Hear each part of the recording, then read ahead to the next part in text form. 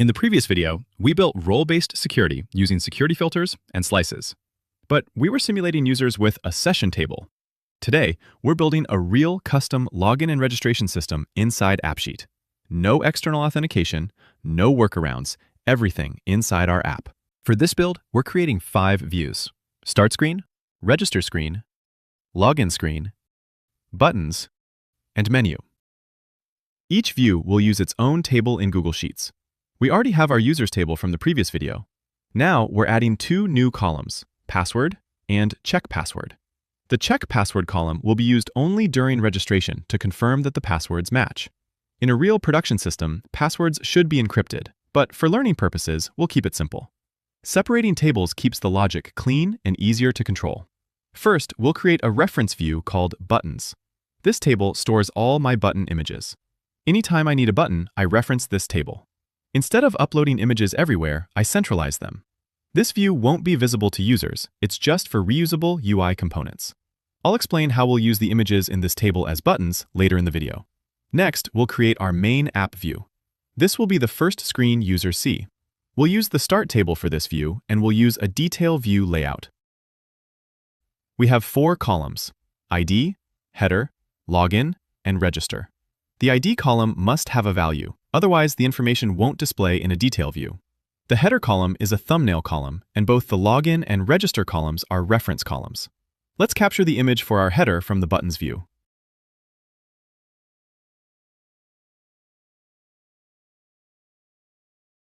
We can copy and paste the image value into our Google Sheet and then refresh the app. Let's set up the view also. We don't need to see the ID column.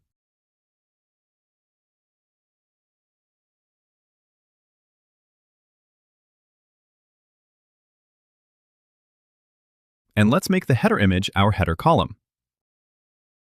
Great. Now that we have our header image, we need our buttons. Let's go back to our buttons view and capture the 2 images we'll use as our buttons. In our main view, we'll reference the names of the images we want to use as buttons.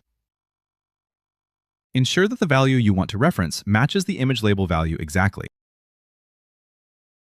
You'll notice the images are small, which isn't ideal. Let's fix that. On the left side of the screen, go to Views. Hover over the Buttons view, open the Format Rules option, and let's adjust the size. Watch how the button size changes in the preview. At the top of the button, you'll still see the column names. Let's remove those as well.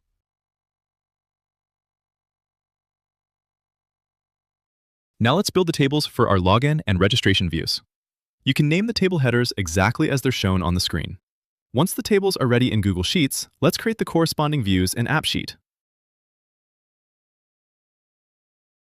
For now, we'll just set them up. We'll refine and clean everything up later. Now that we have our login and register views created, let's go back to our start screen and connect everything together. Let's add actions to the buttons. Go to Actions and create a new action called Navigate to Login. This action will apply to a record in the Start Screen table. For the action type, choose Go to another view within this app.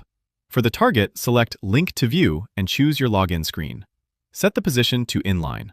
Then attach the action to your login column.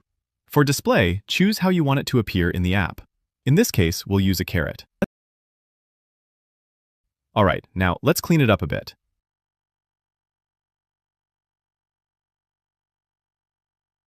Let's test it. Now you can see how easy it is to build navigation buttons. Later in the video, we'll add more actions to additional buttons. Now, let's do the same for the register button.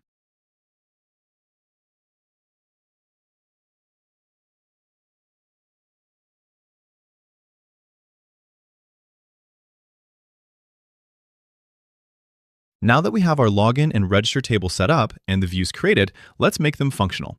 First, let's create a Go Back button.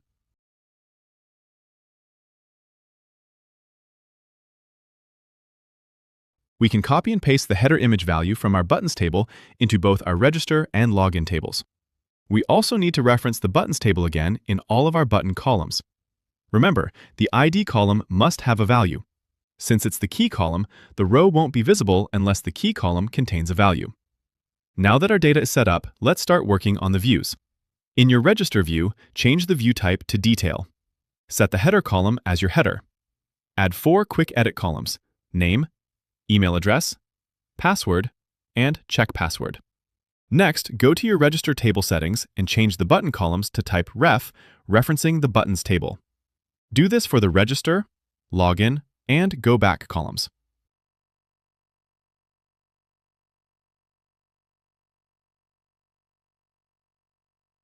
Also, remove the titles from each button.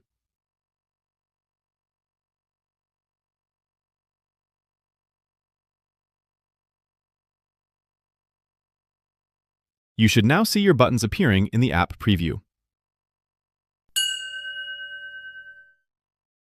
You can adjust the order of the buttons directly in the view settings.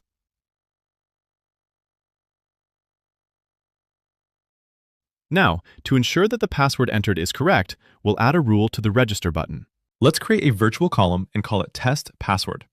The formula that we will use to determine the value will be if password equals check password, then true, otherwise false. Now in the register column, go to the show if formula, type in the formula test password equals true.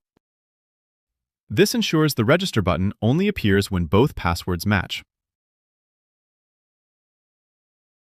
Now we need to add some actions. Go to Actions and create a new action called Add Register Data. This action will apply to the register table. Choose the action type, add a new row to another table using values from this row. Select the users table as the target.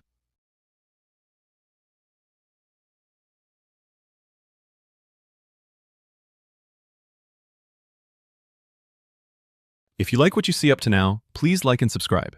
If you find it difficult to understand some of the steps, please comment and I will follow up. We're not done yet. Create another action called Navigate to Start.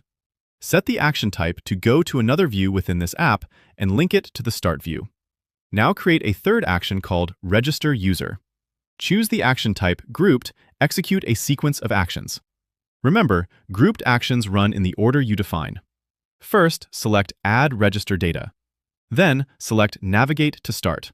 Set the position to inline and attach it to the register column. For display, select Caret again. Let's clean up the layout a bit. Great! Now let's test it.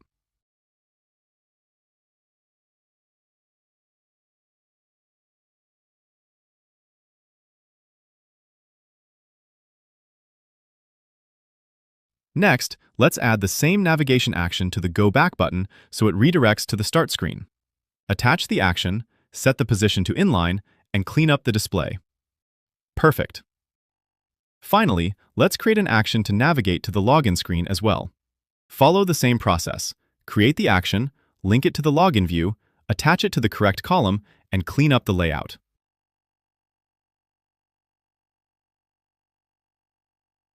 Perfect. Now that our register screen is fully set up, let's do the same for our login screen. First, we need to make sure all our columns are set to the correct types. Change the header image column to thumbnail. Then set all button columns to type ref and reference the buttons table. Great. Now let's set up the view. Select Detail View. Choose the header image as your main image. Add 2 quick edit columns, name and password. Make sure you're satisfied with the order of your buttons. Now that the view is set up, let's add a rule that only displays the login button if the credentials are correct. Go to your login table. In the login column, open the Show If formula. Here, we'll add a condition that checks whether the password entered matches the password stored in the users table for that specific user. This ensures the login button only appears when the entered password matches the registered password. Now let's build a menu screen. This will be the screen users navigate to after logging in. First, we'll create a few buttons. Tasks, Login Issue, Log Out. We'll expand this menu later. For now, we'll keep it simple. In your menu table, make sure all button columns correctly reference the buttons table. Copy and paste your header image value. Now go back to AppSheet and configure the data settings. Set the header image to thumbnail. Set all button columns to ref.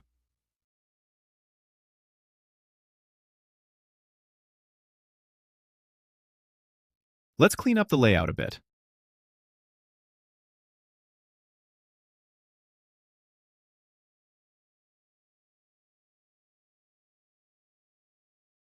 In the Views section, make sure Detail View is selected. Choose your header image as the main image. You don't need any quick edit columns for this screen, but make sure the columns are arranged in the order you prefer. Now that the menu view is set up, let's add a navigation action to the Logout button. Go to Actions and create a new action. Select the menu table. Choose Go to another view within this app. Set the target to your login screen. Set the position to inline. For display, choose Correct. Quick tip, if you don't want an icon to appear, you can select an icon and then deselect it, but we'll keep the caret for now.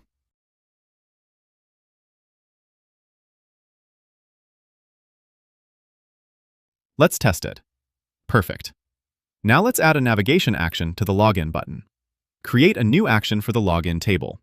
Choose Go to another view within this app. Set the target to the menu view. Set the position to inline and select Correct. Clean up the layout.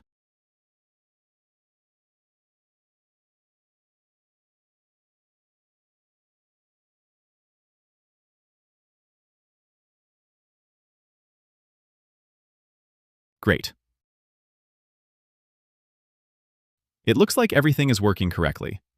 Now we need to add the logic that makes the login system actually work, and more importantly, prevents users from seeing information they're not supposed to see. Remember the session table we created earlier to mimic the user email for our security filter?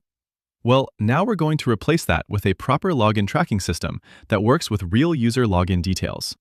Let's create a new table called Logged In User. Remember, this table will temporarily store the currently logged in user.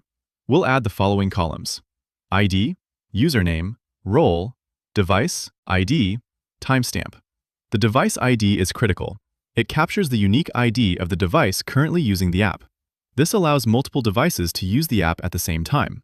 If we don't use the device ID, the app would only display the first row in the table, meaning all users would share the same session. We'll later use the device ID inside our slices to make sure each device only sees its own session. Now that the table is set up, let's go to our login screen and start adding actions to capture the correct data. Create a new action on the login table. Choose Add a new row to another table using values from this row. Select the logged in user table as the target. Now configure the column values: ID, unique ID, username, name column. Role, use a formula that looks up the role from the users table based on the named. Context, device, timestamp. Now you can hide this action because we'll group it with other actions later. Now go to the logged in user table. Create a new action called Delete Row. Choose the action type Delete this row. Save your changes. Remember, some actions only become available after saving. Now go back to the login table. Create another action called Delete Login Details. Choose Execute an action on a set of rows. Select the logged in user table. In referenced rows, enter a formula that selects rows where the device ID equals the current device. This ensures one device can only have one active session at a time. Select the Delete Row action you just created. You can hide this action as well. Now let's group everything together. Create a new grouped action called Add Row and navigate to Menu.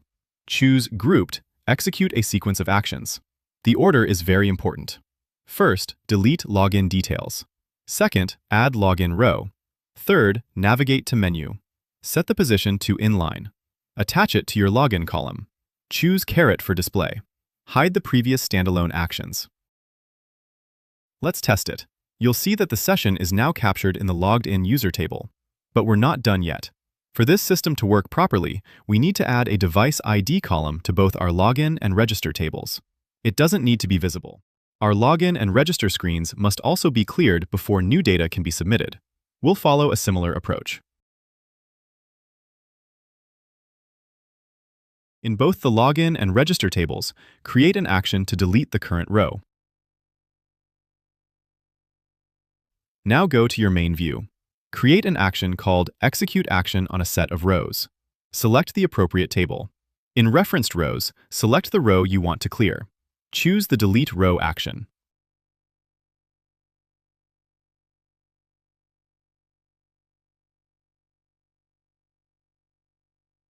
Next, we need to create an action that adds a fresh row to the login and register tables. This new row must include the correct header image value, button references, and any required default values.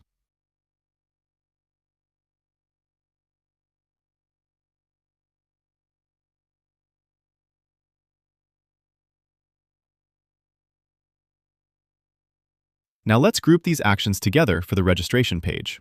Delete the old row. Add a new initialized row. Navigate to the correct view. Repeat the same process for the login page. Perfect. Now we're almost done. To demonstrate the final part, I'm going to create two new buttons in the menu screen. Let's call them Admin and Worker. First, add them to the menu table. Then configure them in AppSheet. Let's clean up the layout.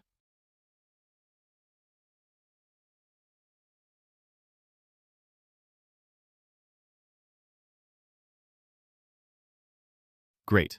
Now let's apply the role-based logic. Create a virtual column called Logged In User Role. Use a formula that looks up the current device ID in the Logged In User table and returns the role for that device. This allows the app to detect whether the current user is an admin or a worker. Go to the Admin button. In the Show If expression, check whether Logged In User Role equals admin. Then go to the Worker button. In its Show If expression, check whether Logged In User Role equals worker. This ensures only admins see the Admin button and only workers see the Worker button.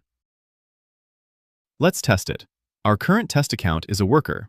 As you can see, only the Worker button is visible. Now log in using admin credentials. Now only the Admin button appears. You can apply this same logic to any button, view, or workflow, depending on which roles should have access. We now have a fully functional custom registration and login system. This replaces the temporary session table and gives us real device-based session control. In the next videos, we'll build on this and create a complete role-based workflow. If this helped you, let me know in the comments. If you want to learn more about AppSheet, make sure to subscribe to the channel.